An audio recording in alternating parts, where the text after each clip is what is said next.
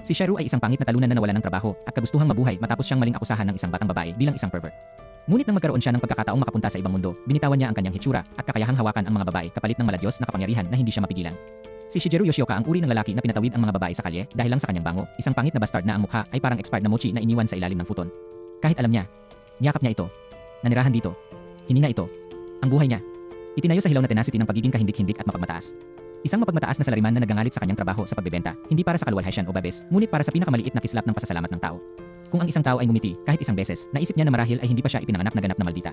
Ngunit ang lahat ng iyon ay gumuho sa isang nakakahiya, nakakasira ng sistemang sandali nang kinuha ng isang magandang babae ang pinakamatandang scam sa handbook, isang maling kaso ng pamomolestya. Ang eroge sa kanyang mga bisig ay hindi nakatulong sa kanyang kaso. Wala rin ang mukha niya na sumisigaw ay siguradong may nahagip ako. Ang hatol, isang nakakasira ng kaluluwa na 300,000 yen na multa at isang criminal record na nagtatoo ng C-pervert sa kanyang yan. At tulad niyan, si Shigeru, ang magaspang na mukha, humihinga ng kape, gutom na dignidad na sales rep, ay nawala ang tanging bagay na humahawak sa bulok niyang buhay, ang kanyang pagmamataas.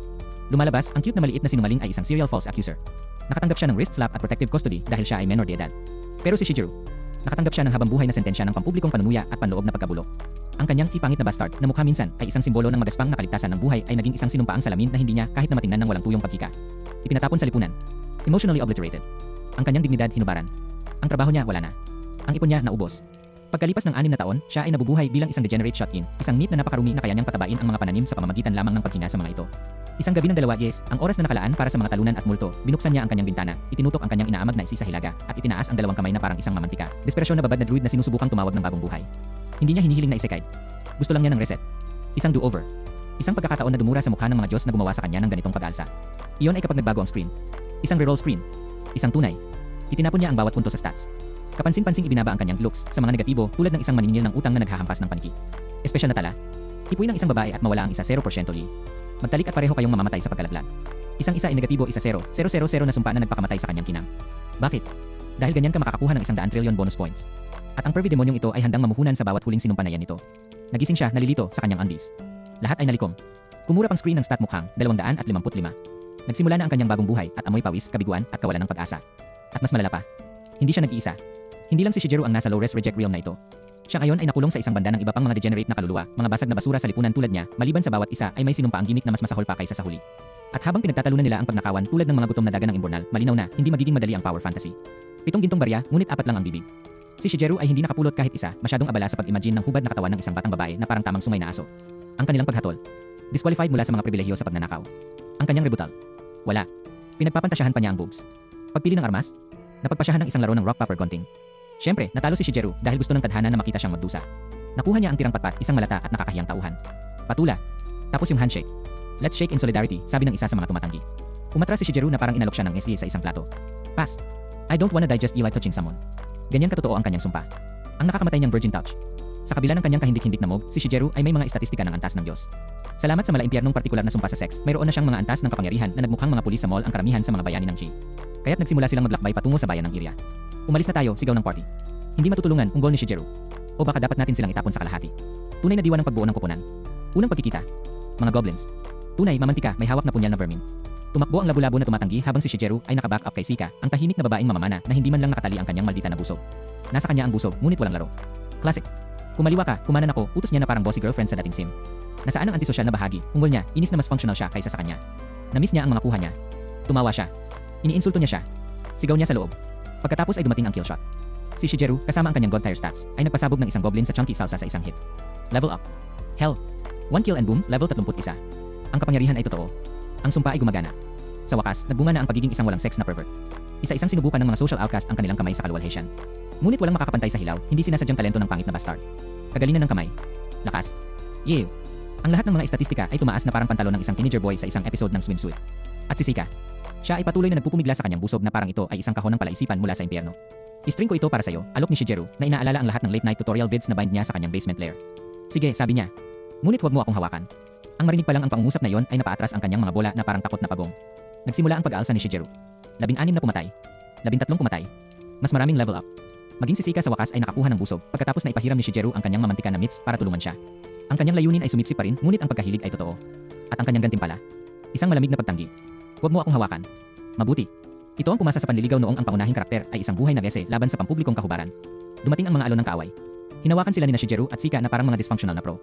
Nagpaulan siya ng mga palaso. Dinurog niya ang mga duwende sa matinding galit ng 6 na taong pagkakahiwalay sa lipunan.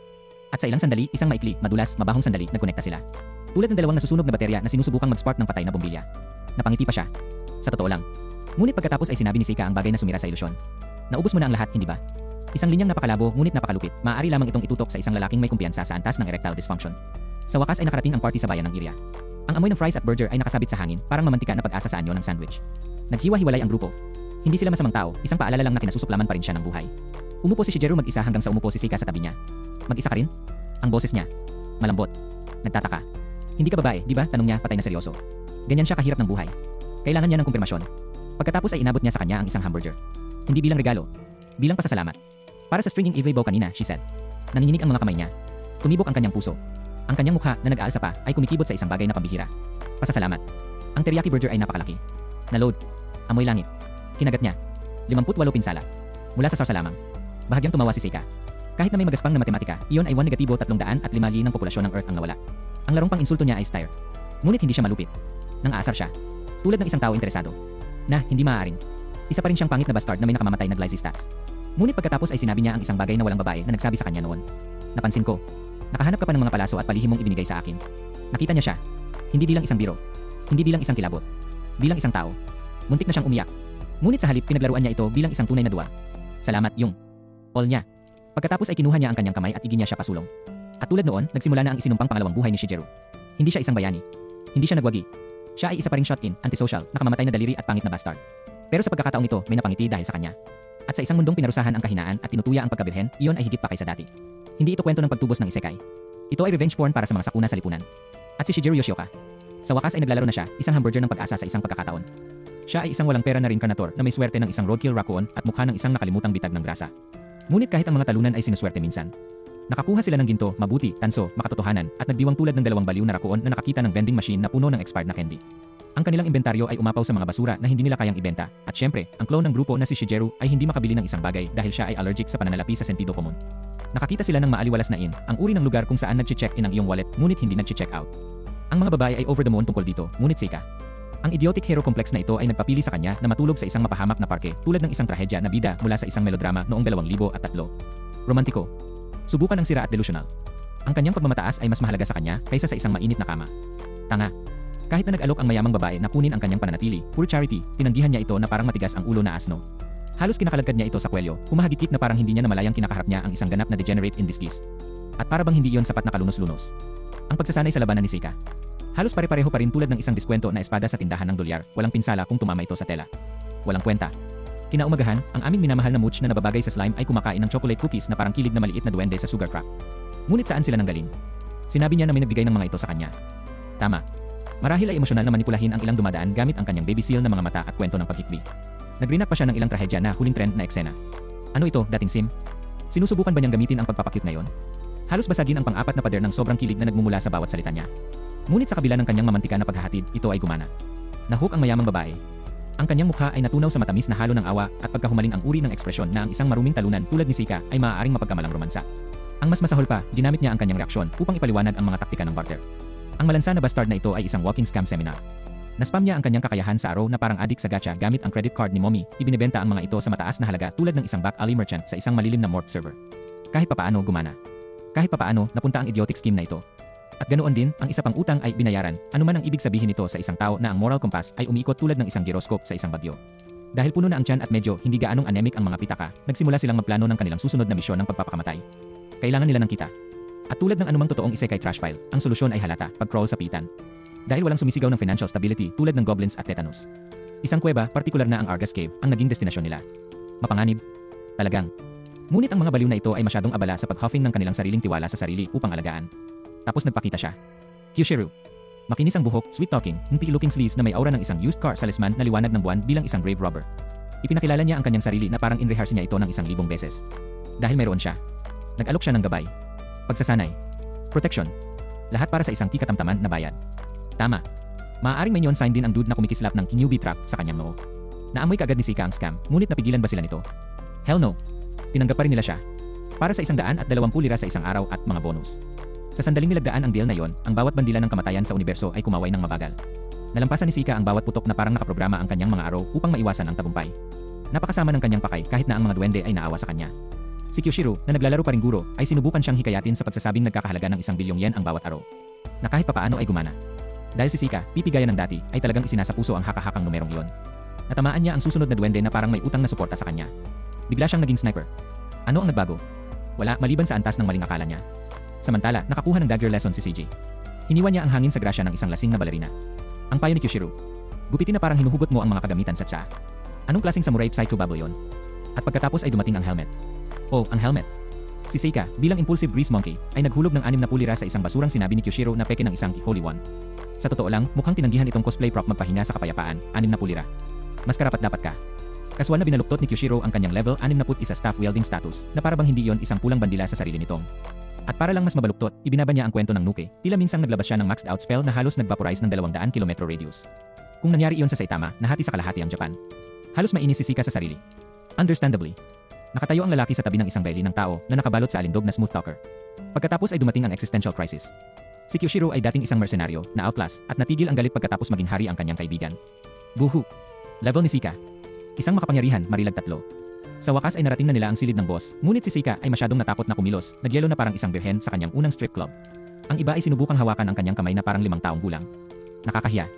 At kapag hindi na ito lumalamath, nagtalo sila sa halaga ng pi tulad ng isang grupo ng mga stressed out cram school rejects. Sa isang piitan. Sa loob ng lihim na silid ng piitan isang tinatawag na safe zone, ayon kay Kyoshiro nagsagawa sila ng isang party. Amoy pagtataksil at hindi nahugasang kilikili. Ang mga inumin ay nakadroga, malinaw naman. Ito ay masyadong mapagbigay upang maging totoo. Pero kahit papaano, walang bumaba sa kanila. Tinawag pa nga ito ng mayamang babae, charcoal drug. Immune, kumbaga. Marahil ang dumi sa daluyan ng dugo ni Sika ay kumilos bilang isang natural na panlunas.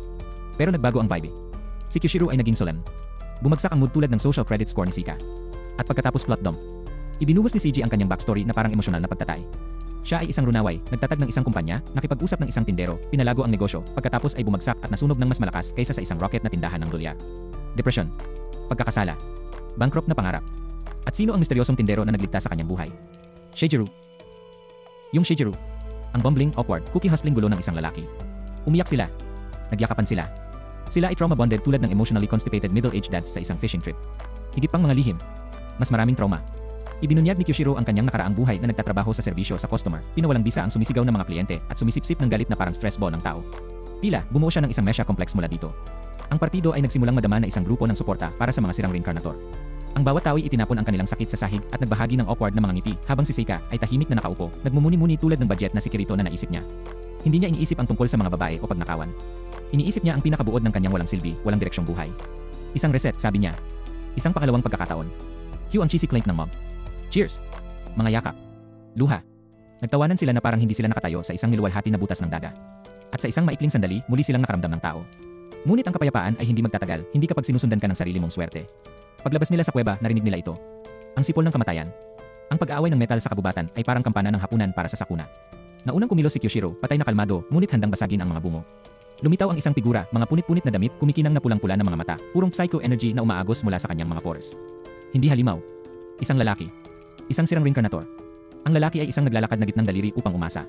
Sa isang tungkod sa isang kamay at kabaliwan sa kabilang banda, siya ay gumawa ng spell ng walang babala. Isang spiral ng liwanag ang pumunit sa lupa tulad ng galit ng isang mapaghiganti na dating. Hinarang ito ni Kyoshiro ng harang. Bahagya lang. Takbo, sigaw niya. Nag-alinlangan sila. Lalo siyang umungol. Tinawag siya ng psycho na traitor. Sinabi niya na iniwan niya tayo. Klasikong kontrabida monologo. At pagkatapos ay itinaas niyang muli ang kanyang tungkod, mga punong nabulok, nadidilim ang lupa, at ang kamatayan mismo ay sumilip sa mga bitak. Tumakbo sila. Nanatili si Kyoshiro, bumubuhos ang dugo, nasusunog ang kaluluwa. Ang natitira ay nakamasid. Lamang habang ang impyerno ay sumabog sa kanilang likuran. Nang mawala ang usok, tumayo siya. Bahagya. Wala na ang umaatake. Ngunit malinaw ang mensahe. Hindi na sila ligtas. Napatingin sila sa bakanting espasyo kung saan nakatayo ang halimaw at napagtanto nila ang isang bagay na nakakagigil, hindi lang siya. Marami pa. Mga baluktot na kaluluwa tulad nila. Nasira. Mapanganib. At paparating na sila. Kaya't nangako sila.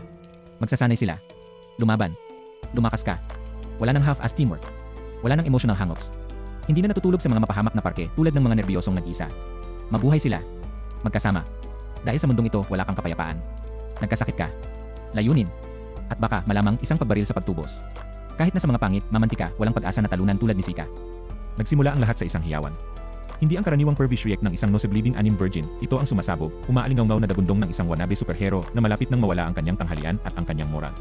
Ang ilang nerd na tinawag ang kanyang sarili na Ultimain ay gumising sa kanyang ibang sarili at nagsuka ng third eye o ilang basurang tulad niyan, malamang na nanonood ng masyadong gabi ng Trinity. Pagkatapos iyan, si pa-dropkick niya ang isang Magic Wolf gamit ang kanyang T-Perfect Yusha move. Isang buong pag-atake batay sa hustisya at amoy ng katawan. Para bang ang mga bagay ay hindi sapat na magulo, ang dude ay nagsimulang makipag-usap sa kanyang mga kaaway tulad ng isang tinanggihan na cosplayer sa courtroom na nangangaral ng pagtubos sa pamamagitan ng sakit. Ang target niya, isang grupo ng mga kaawa-awang thug na malamang na nakuha ang kanilang mga kapangyarihan mula sa pagdila ng mga cartridge ng laro. Ngunit kahit na pagkatapos ng kanyang ipaghatol ng batas na pananalita, hindi ito binibili ng mga goons hanggang ang isa ay napadpad na parang payaso sa balat ng saging na itinanim ang kanyang pride sa putik. Ultimate kahihiyan speedrun. At pagkatapos isang butcher ang nangyari. Isa sa mga goons ay natulamsik ng isang Holy Nose missile, malamang na pinaputok mula kay Ardeen, ang pinaka-melodramatic na nose picker sa mundo. Ang bawat tao ay nababaliw na parabang hinirit ng Diyos ang banal na hustisya para umiral.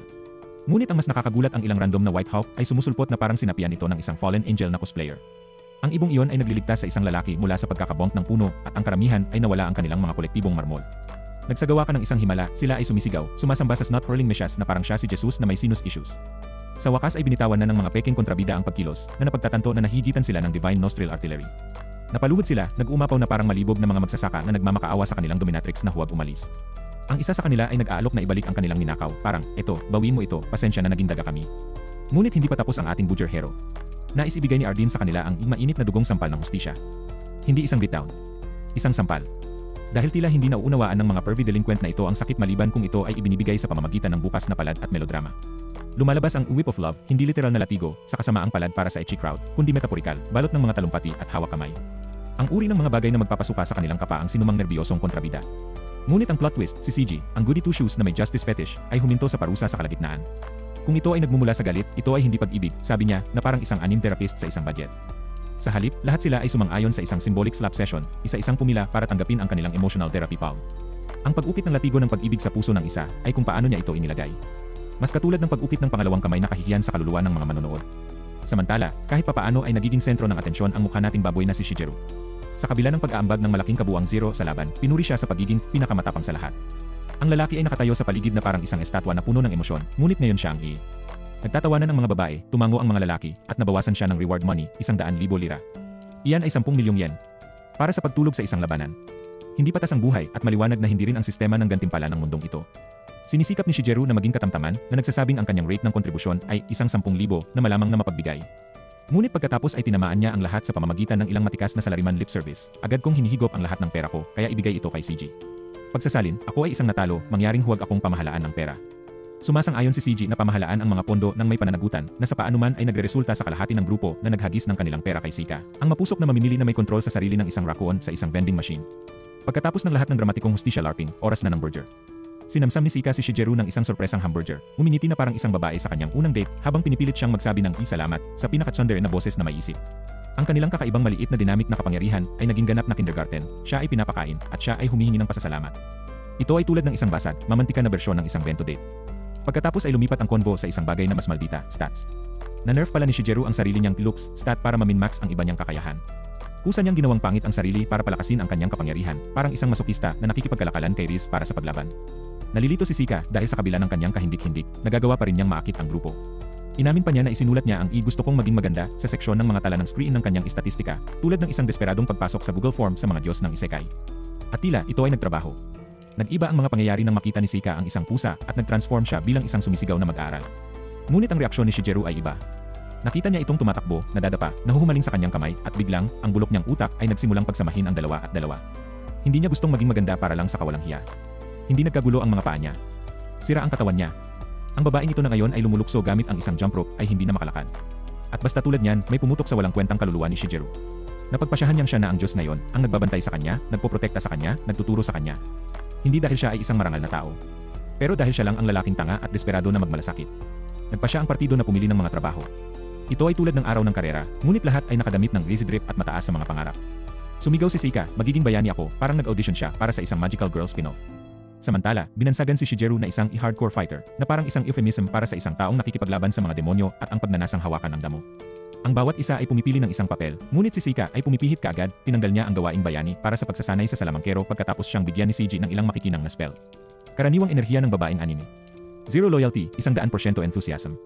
Pupunta ito sa kabisera sa susunod, Valeria Principality, ang lungsod ng mga salamangkero at sobrang mahal na merienda.